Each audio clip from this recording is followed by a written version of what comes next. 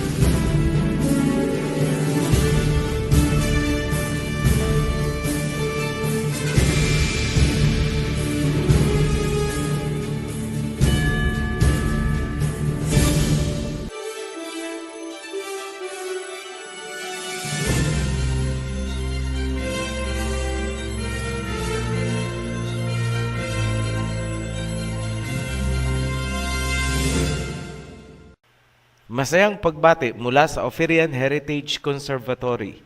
Ang video na ito ay pagpapatuloy ng ating Dietary Law Series. Kailangang mapanood nyo muna ang Part 1 kung saan sinagot namin ang mga aligasyon na nagsasabing ang lahat ng pagkain ay nilinisan na at obsolete na daw ang mga kautusan na ibinigay kay Moses kung kaya't pwede nang kainin ang kahit anong hayop. Inilagay namin ang link ng Part 1 sa ibaba lamang nitong video. Ipinapayo namin sa mga new subscribers na panoorin ang The Guide upang alam nyo ang tamang sunod-sunod ng mga video na dapat panoorin. Meron po tayong mahigit 100 videos dito sa channel. Sa pagpapatuloy ng dietary law, unahin natin ang land-based animals. Yung mga nakatira sa lupa, naglalakad o gumagapang. Leviticus chapter 11 verse 1 to 3. Yahweh spoke to Moses and Aaron. He said to them, "Speak to the Israelites. Tell them, many animals live on land. Here are the only ones you can eat. You can eat any animal that has hooves that are separated completely in two, but it must also chew the cud." Sa talatang ito, makikita ang dalawang palatandaan ng pwedeng kainin na hayop. Number 1, biyak ang paa o yung kuko. Number 2, nginunguya ang cud. Chews the cud. Ano yung tinatawag na cud? Hindi ko po alam ang Tagalog ng salitang cud, pero ipapaunawa ko po kung ano ito. Sa zoology, ang mga hayop na may katangiang chewing the cud ay tinatawag na ruminants. Halimbawa ng mga ruminants ay cattle or baka. Ang digestive system ng baka bilang ruminants ay mayroong 4 na compartment. Kapag ito ay nagsabsab ng damo, lulunukin ng baka ang damo at ito ay mapupunta muna sa unang compartment kung saan ang damo ay madudurog o matutunaw at ito ang tinatawag na cud.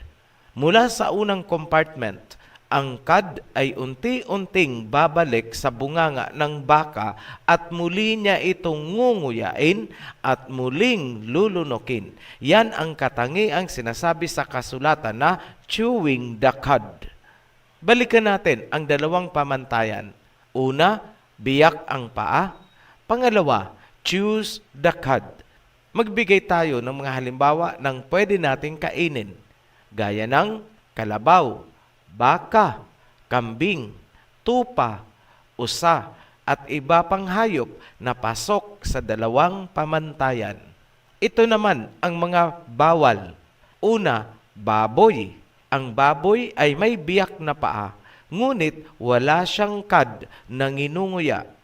Bawal din ang kabayo at kamelyo sapagkat hindi biyak ang kanilang paa. Hindi po kayo magkakamali basta susundin lamang ang dalawang kriteria na ibinigay. Talakayin natin ang kautusan tungkol sa mga winged animals, fowl, and birds. Note, New International Version po ang binabasa ko. Chapter 11 pa rin po tayo ng Leviticus. Simula sa verse 13. Here are the birds you must treat as unclean. Do not eat them because they are unclean. The birds include eagles, vultures, and black vultures. They include red kites and all kinds of black kites. They include all kinds of ravens. They include horned owls, screech owls, gulls, and all kinds of hawks. They include little owls, cormorants, and great owls. They include white owls, desert owls, and ospreys. They also include storks, hoopoes, bats, and all kinds of herons. Summarize po natin ang verse. Ito ang mga ipinagbawal. Lahat ng uri ng eagles or agila. Lahat ng uri ng ravens or uwak. Lahat ng uri ng cormorants. Lahat ng uri ng gulls and hawk. Lahat ng uri ng herons, vultures, red and black kites, osprey, storks, hoopoes, and bats o paniki. Pasensya na po sa ibang hindi ko alam ang Tagalog. Mahalagang pansinin na walang ibinigay na palatandaan, sa halip, pinangalanan lamang ang mga ipinagbawal. Kung susuriin natin ang mga ipinagbawal, kapansin-pansin ang mga sumusunod na katangian. Number 1, karamihan sa kanila ay mga birds of prey or mandaragit. Number 2, karamihan sa kanila ay mga carnivorous o flesh ang kinakain. Number 3, lahat sila ay maituturing na wild birds. Number 4, halos lahat sila ay may kakayahang lumipad ng sobrang taas. Number 5, lahat sila ay mahirap alagaan bilang domesticated fowl for food consumption. Kailangan nila ng malawak na natural habitat upang mabuhay. Sa King James Version ng England, isinama sa kanila ang swan or gansa, gayong napakalayo ng katangian nito sa mga ipinagbawal. At dahil dyan, may mga sekta na ipinagbawal din ang pato at itik dahil web-footed daw ito tulad ng swan. Pero tandaan natin, walang binabanggit ang Biblia na web-footed criterion. Uulitin ko, wala pong palatandaan na ibinigay ang kasulatan ukol sa mga ibon at walang sinabi na kapag naka-web ang paa, ito ay bawal kainin. Sa makatuwid, libadurang doktrina yan ng sektang itinatag ng babaeng naalog ang utak at nag-alapropeta. Ngayon, bakit isinali ng King James ang swan sa mga ipinagbabawal kainin, ngunit wala ito sa New International Version na ginamit natin para sa topic na ito? Ang Hebrew word na isinali ng King James Version bilang swan ay ang Hebrew word na tanshemeth. Ayon sa Strong's Exhaustive Concordance, ang salitang tanshemeth ay tumutukoy sa dalawang unclean creature, isang lizard at isang ibon. And I suppose ang ibong tanshemeth ay wild bird katulad ng mga agila, vulture, hawk at owl or kwago. Hindi po swan or ganza. Nakakatawa lang tingnan ang mga theologians na pilit pinaiiral ang kanilang hermeneutics upang patamain na ang tanshemeth ay swan. Ngunit kung titingnan natin, sobrang napakalayo ng katangian ng swan upang ihalo sa mga wild birds na ipinagbawal sa Leviticus. Kung babalikan natin ang history ng King James Bible ng England, may makikita tayo na posibleng nauugnay sa pagkakalagay ng swan sa ipinagbabawal kainin. Kailangang titigan kung ano nga ba ang swan para kay King James dahil hanggang ngayon ganun pa rin ang status ng swan. At officially, si Her Majesty ay may titulo na Senior of Swans. Balikan natin kung ano nga ba talaga ang swan para sa kanyang mga ninuno. Huwag pong kalilimutan, ang pagkakasulat ng King James Bible ay ipinag-utos ni King James noong 1604 para sa Church of England. Ano ang swan para sa Royal England sa kapanahonang ginagawa nila ang King James Bible? That gives you the hint kung paanong napasama ang swan sa mga wild birds na ipinagbawal kainin. Ayon sa Smithsonian Magazine, kung magtatanong-tanong ka sa mga pubs or mga restaurant sa England tungkol sa swan, maaaring sagutin ka na ang Queen ang nagmamay-ari ng lahat ng swan at tanging siya lang ang maaaring kumain yan. Mayroon pong grain of truth ang information na yan na nag-uugat sa mas malalim pang history mula noong 12th century. Ang swan ay isang status symbol of nobility sa kapanahonang yun. Ang karapatang mag-alaga ng swan ay maihahalin tulad ngayon sa pagkakaroon ng Lamborghini. Tanging ang mga elite at mayayaman lamang ang pinapayagan na magkaroon o mag-alaga ng swan. There was a time in England na kinakasuhan ng treason at pinapatawan ng mabigat na parusa ang sinumang papatay ng swan. It follows na tanging ang mga royalty lamang ang pwedeng kumain ng swan during royal feasts tulad ng Christmas noong panahon ni King Henry III.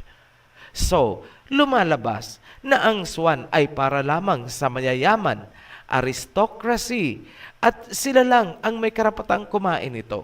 Ganyan ang status ng swan bago pa man isinulat ang King James Version. Noong sinusulat na ang King James Version ayon sa utos ni King James taong 1604, ipinag-utos niya na ang gawing pagsasali ng Bible ay dapat umayon sa ecclesiology ng Church of England. Tanong, sino ang pinaka-head ng Church of England? Si King James. Kahit ngayon, ang head ng Church of England ay si Her Majesty. Ito ang sunod na tanong. Kanino ang mga swan sa England?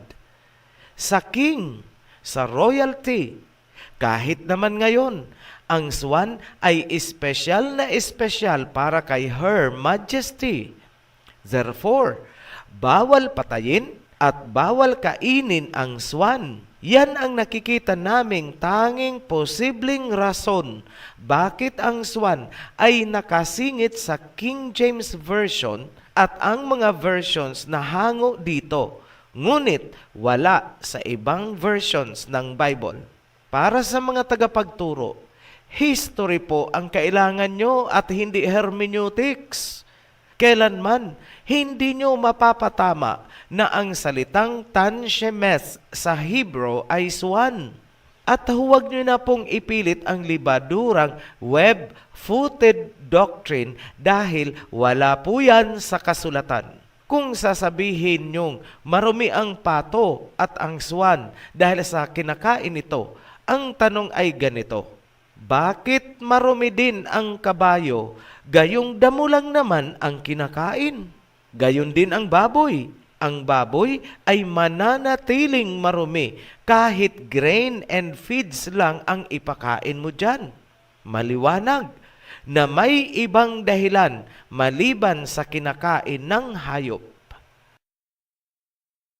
Dumako tayo sa verse 27 to 31. Leviticus chapter 11 pa rin. Ganito ang nasusulat. Many animals walk on all fours, but those that walk on their paws are unclean for you. Bawal ang lion, tigers, bears, aso, pusa, alamid, at mga kagaya nila. Verse 29, many animals move along the ground.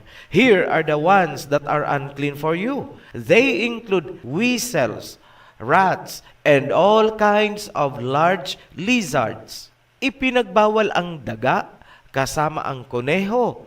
Ipinagbawal din ang lahat ng uri ng lizard or butiki, tuko, at bayawak. Verse 42, do not eat any of these creatures. It does not matter whether they move on their bellies. It does not matter whether they walk on all fours or on many feet. It is unclean. Marumi at bawal kainin ang lahat ng uri ng hayop na gumagapang sa lupa, kahit sila ay may 4 na paa o maraming paa. Basta gumagapang sa lupa, bawal po. Halimbawa dyan, ahas, igat or il, buwaya, pagong, palaka, lahat ng uri ng uod, earthworm, alupihan, millipede. Tungkol naman sa maliliit na hayop gaya ng insekto, naririto ang kautusan. Verse 20 hanggang 23. Treat as unclean every flying insect that walks on all fours. But you can eat some flying insects that walk on all fours. Their legs have joints so they can hop on the ground. Here are the insects you can eat. You can eat all kinds of locusts, catticlids, crickets, and grasshoppers. Treat as unclean every other creature with wings and 4 legs. Lahat ng insekto ay may 6 na paa. Lahat ay marumi at hindi pwedeng kainin, maliban dun sa mayroong 2 paa sa likod na ginagamit upang tumalon. Ibig sabihin, ang salagubang ay marumi at hindi dapat kainin dahil wala siyang hind legs para tumalon tulad ng grasshopper. Mali po ang translation ng King James Version kung saan isinalin bilang beetles ang dapat sana ay isinalin bilang insects. Insects po ang translation, hindi beetles. Huwag ding magkakamali. Ang praying mantis po ay hindi tumatalon na tulad ng grasshopper. Ang mantis ay marumi. Pag-usapan natin ang mga hayop na nasa katubigan, nasa dagat at mga ilog. Ito ang mga aquatic animals. Verses 9 to 10. Many creatures live in the water of the oceans and streams. You can eat all those that have fins and scales. Treat as unclean all the creatures in the oceans or streams that do not have fins and scales. Ang maaaring kainin ay ang mga may fins and scales. 2 ang basehan, palikpik at kaliskis. Ibig sabihin, lahat ng hayop sa dagat ay bawal kainin maliban doon sa mga may palikpik at kaliskis. Common sense, isda na may palikpik at kaliskis. All the rest ay bawal kainin. Take note, wala pong ipinagbawal sa mga halamang dagat or seaweeds tulad ng lato at yung ginagawang gulaman. Linawin namin na ang sea cucumber ay hindi halaman kundi hayop na ipinagbabawal kainin. Additional provisions, verses 39 to 40. Suppose an animal you are allowed to eat dies. If anyone touches its dead body, they will be unclean until evening. If they eat part of the dead body, they must wash their clothes. They will be unclean until evening. If they pick up the dead body, they must wash their clothes. They will be unclean until evening. Ang namatay na hayop, kahit pa ito ay nabibilang sa malinis na pagkain, ay hindi pwedeng hawakan. More so, hindi rin pwedeng kainin. Ibig sabihin, kahit clean animal ay hindi na pwedeng hawakan or kainin kung ito ay dati ng patay bago pa kinatay. Double dead.